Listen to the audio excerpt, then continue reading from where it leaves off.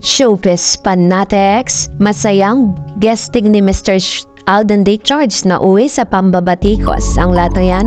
But before that, if you haven't subscribed yet to my YouTube channel, please don't forget to like, share, and subscribe at hit mo na rin ang notification bell for more showbiz updates. Bago tayo magpatuloy sa ating updates for today's video, nais ko po muna of course magpasalamat sa lahat ng mga legit viewers, subscribers, tang lahat ng mga legit na nagmamahal at sumusuporta sa mga videos natin. Thank you so much.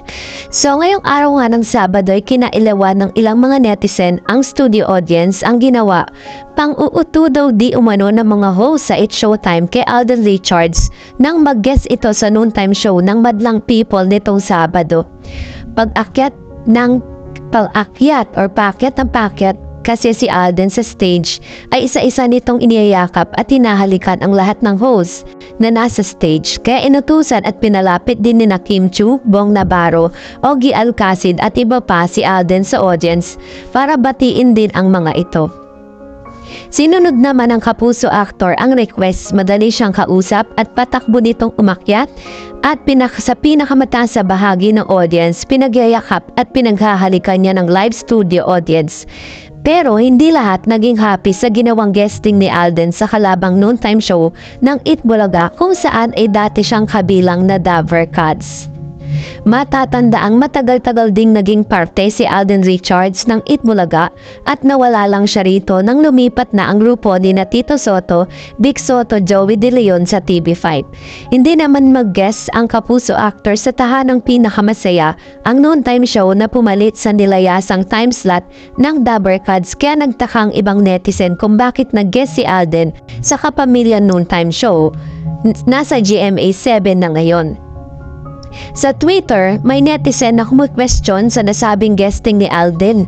Hindi naman nag-perform ang aktor, nag-promote lang ito ng bago niyang kapuso serye. Ay may solid kapamilya primetime followers din ang tila naiinggit sa ginawang pagpopromote ng mga kapuso primetime serye sa noontime show ni na Vice Ganda, Ann Curtis at Bong, samantalang pinagbabawalan naman daw mag-promote ang ABS-CBN produced series. Samantalang aside sa bagong serye, superplex din si Alden sa gagawing movie with Catherine Bernardo. Nagbiro pa nga si Darren na Canadian citizen siya at available raw para maging part ng Hello Love Against na naisushoot sa Canada. Nginitaan lang si Alden ang birong yon ni Darren. So, yun po yung kanilang naging combo. Pero, hindi nga nakalagpas sa ilang mga bashers itong si Mr. Alden Richards matapos na sa pangalawang pagkakataon ay mag-guest or mag-promote ng kanyang paparating na teleseryeng Pulang Araw. Dahil sinasabi nga nito na ni minsan or nag-iisang taon na di umano ito pong Itbulaga sa TV5 pero hindi po tumungtong si Alden Richards sa nasabing network.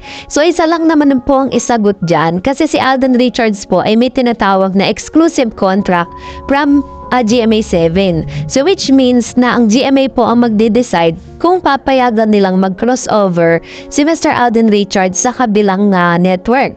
At bago pa po lumabas, bago pa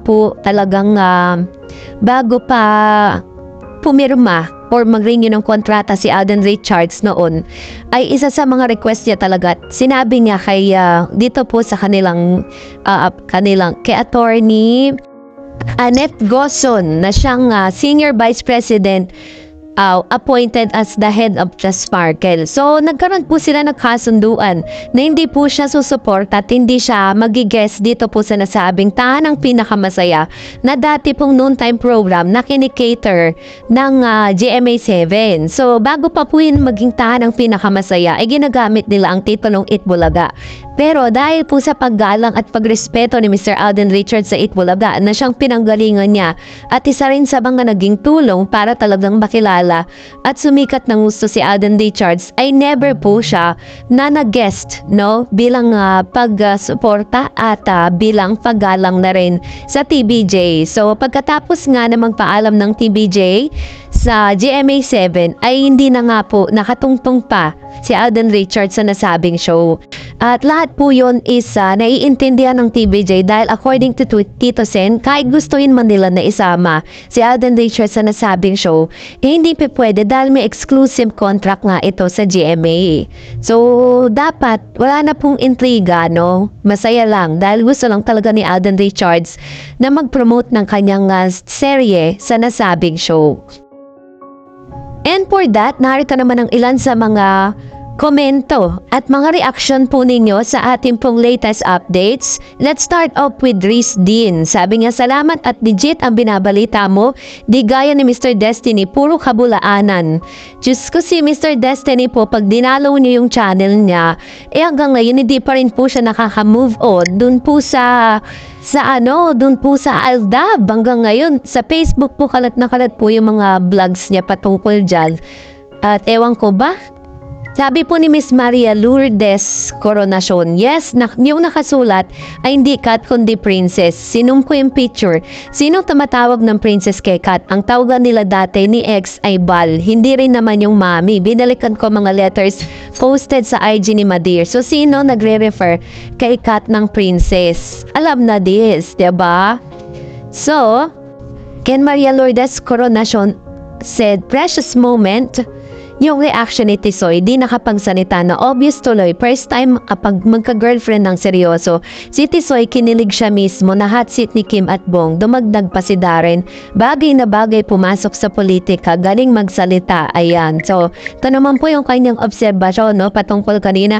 Alam mo, dapat masaya lang yung guesting na yun. Kaso nahahaluan lang talaga ng intriga. Diba? At nakita naman natin kung gaano ka-open si Alden Richards na pag-usapan yun at never po siyang nagkaroon ng any bad reactions regarding dun sa mga energy na pinapakita sa kanila ni Kim, ni Bong at ng ilang mga It's Showtime host. Diba? So, masaya lang ang lahat kasi makikita rin naman natin that even other celebrities is very supportive din. Doon po sa journey na meron po ngayon si Alden at si Catherine. Di nga lang nila mabanggit yung pangalan kasi syempre gusto nila kay Alden Richards mismo manggaling yung mga ganung klase ng mga statement, diba?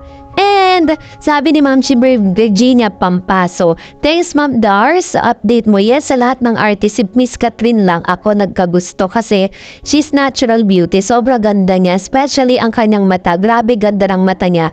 Yes, until now, trending pa ang kanyang fire hot dance performance niya. Sobrang sexy ni Miss Catherine. Naglaway daw ng marami. Sabi yung vlogger na nasa Saudi, we love you Miss Catherine. God bless you more Kat then forever. True naman, hanggang sa ngayon pinag-uusapan at sa lahat ng mga social media platform, kalat na kalat po ang lahat ng mga performance si Miss Catherine, diba? Kasi yung pambulaga sa lahat yun eh. Out of all people, parang hindi natin ine-expect na si Miss Catherine Bernardo is kaya rin palang maglabas ng mga ganong klase ng mga hot dance number, diba? At hindi niya laging ginagawa yun. Very seldom. Kaya naman talaga magte-trending siya. Hindi katulad ng ibang artista na parang kada kita mo laging ganun yung suot, laging ganun yung performance, diba? So, that's it for today. For more videos and updates, please don't forget to like and subscribe. And please don't forget to follow my Facebook page, Dar Eds TV. God bless everyone!